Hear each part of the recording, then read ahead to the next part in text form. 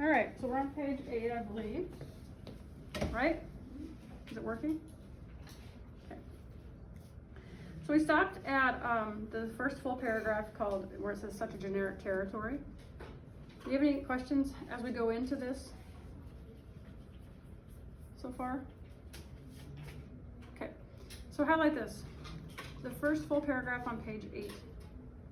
Such a generic territory is ruled by its own laws, analogically related to life, yet different from daily experience. So circle analogically. Stop highlighting. And circle, it means a metaphor. Comparison.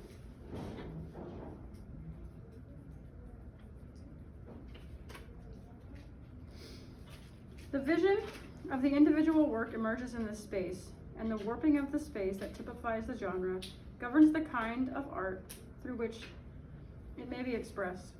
As Longer has written, in any work of art, the dimensionality of its space and the continuous character of it are always implicitly assured. Perpetual forms are carved out of it and must appear to be still related to it and their most definitive boundaries. Hence, the particular distortions of its elements identify it as belonging to a particular genre. In a sense, a knowledge of genre might be thought of as a guide. Highlight that. A knowledge of genre might be thought of as a guide to the laws of the land if one is willing to grant the existence of a territory of the imagination. Stop. Our attempt to ascertain what gives a single work of art a comic identity then leads us to the necessity of distinguishing the image of the world, the comic terrain, lying behind the action of the work and presupposed by it. And what we find first of all in such an endeavor is that comedy, any comedy, seems to be enacted in an identifiable and familiar world. So familiar that anyone, whether prince or pauper, can walk about in it and find it home. John Bodin, I just thought about this, did you get a copy of the essay? Okay, very good, all right, good. I just was thinking we went here for this to start with. Okay, so let's talk about what that means. The last thing I had you highlight was when she said, a knowledge of genre might be thought of as a guide to the laws of the land if you're willing to grant the existence of that territory in your imagination. So you realize I'm not talking about like actual physical land here, right? I'm talking about the territory of the mind. So we do live in a city structure. Like right now we are in a city, right? But I pretty much call the entire world's existence the city, right? So it's all of life exists in structure, exists in the city. We have a small part of the city here at the school, and then Keller, and then Fort Worth, Texas, America. But we have these. So we do have to understand that this is, as she said on page 7, that these are genres that express the actions of the soul. That I told you we have a tragic part, a comic part, a lyric part, and we have an epic part. We're always striving. Right, Samara, as you're on your phone over there?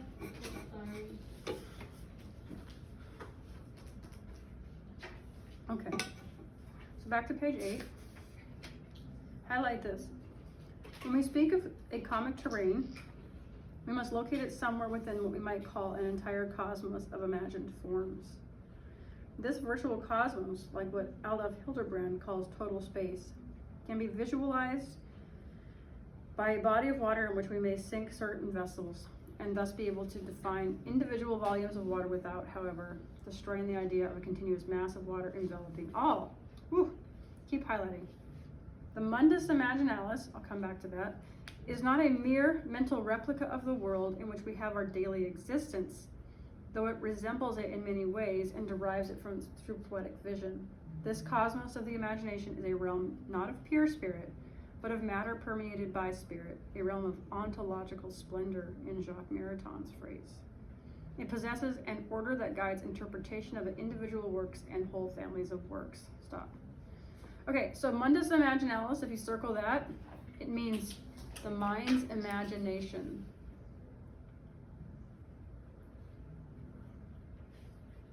So again, she's telling us that we have to imagine the territory of comedy. We have to imagine the territory of lyric tragedy, and epic. And it's not of pure spirit, it's not just out there somewhere. We're actually living in comedy. It's just that if you told someone, hey, we're living in a comedy, they're like, what are you talking about? Right? Because it's hard to explain. It's grounded in the place that you're at, but it's also part of your imagination to imagine what's going on in the comic realm. You see what I'm saying? She talks a lot about this. Like if you get out of the grounding of the world and if you just get into what she calls pure spirit, you have nothing. That's why philosophy is so hard, because there's nothing, sometimes it's not connected to the world, right? So it has to be connected to an image of the world. That's why I like to draw things for you guys, like the boat, for example. It's a lot easier to imagine the masculine and the feminine in a boat with a mast, rather than just random words somewhere in your imagination. Okay.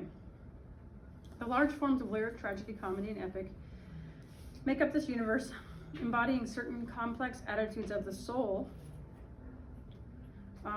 You should highlight attitudes of the soul. Constituting complete worlds in themselves. No work, therefore, stands entirely alone, but takes its place within both the genre to which it belongs and the complete cosmos that makes up the man's whole image of himself. If one seeks to visualize this image in its totality, one must resort to some sort of schematic diagram, one that is an aid to reflection than a literal representation or a prescription.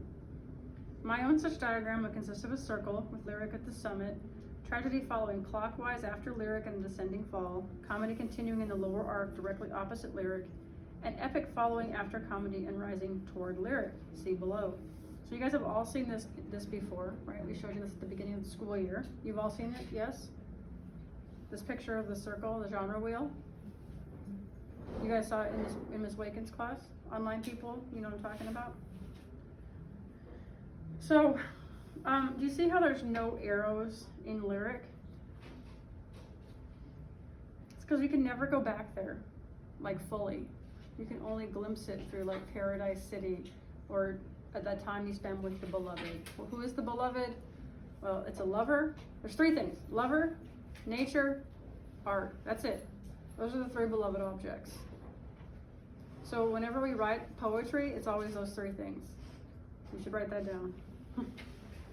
So next to lyric, you should write down lover, nature, art equals beloved objects.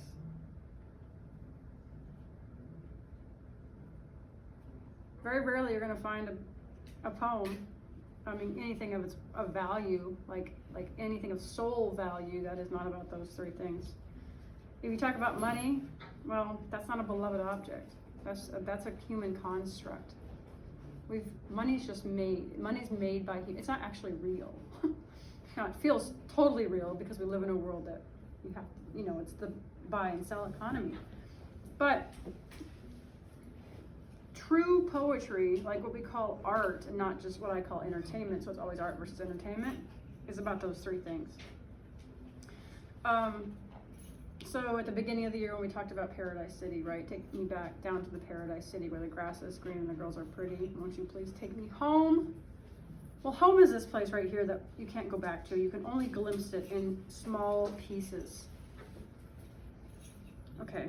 So then we get into tragedy, which is the realm of suffering, loss, fragmentation, pain, the family, the dynasty, right? And then we get into comedy, where we're at. And there's three kinds of comedy. There's infernal, purgatorial, and paradisal, and that's all based off of this book, Dante's Divine Comedy.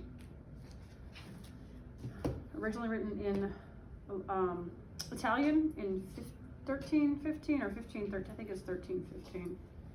I get it confused with Machiavelli's prints at the time because it's like they flip on each other.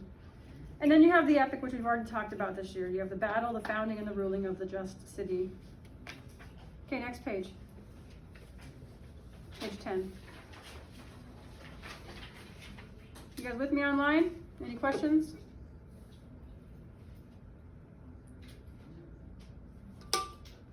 Thank you. Okay, very good. Anybody else?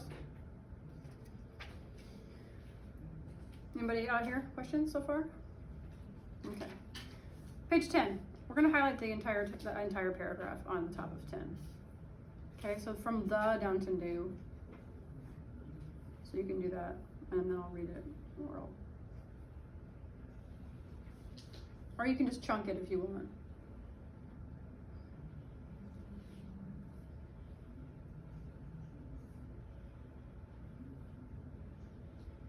So right now I'm waiting for them to highlight the whole paragraph on 10. If you guys will write in the margin, right next to that paragraph, this is a brief description of all the genres.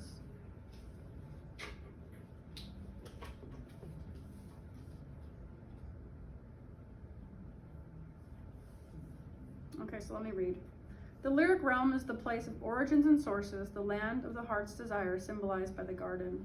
Tragedy, marked by the sudden catastrophe of the loss of the garden state, takes place most often in a palace or a great dynastic house.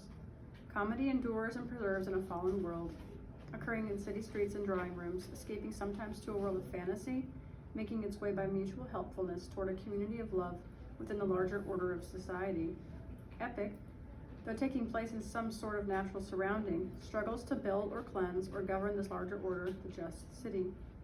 Hence the epic goal as it presses to complete the circle, from page 9, is no longer Eden, but the New Jerusalem, the major human enterprise redeemed and made new. Okay, so as we go through and you have Greece, you have Rome, you have the Byzantine Empire, you have all these empires, you have all of these empires, right? And they basically are trying to complete the circle to build what she's calling the New Jerusalem.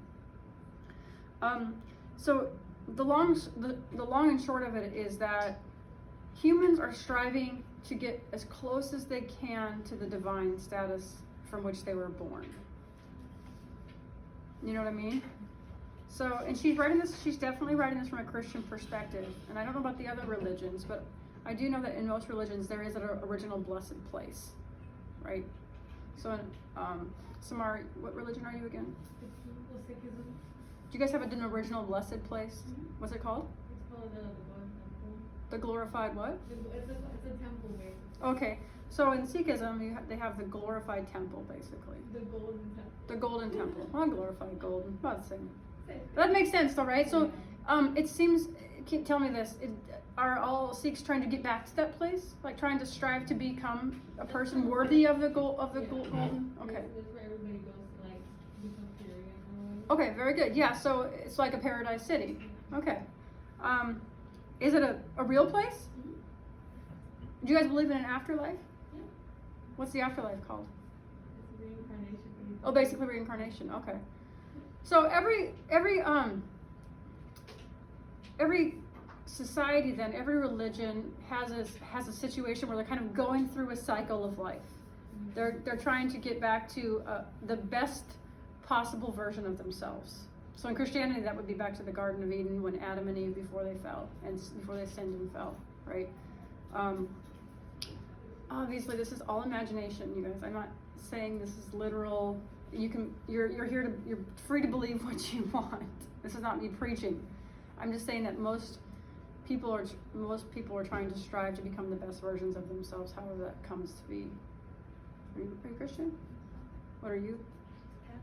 Catholic? So she's Catholic too, actually. This is written from a Catholic perspective. So that's where, so Christians, like Protestants, don't really believe in a purgatory, but Catholics do, right? So she talks about the purgatory is the middle ground of the comedy. Restroom? Yeah. Anybody online not Christian and want to talk about their religion?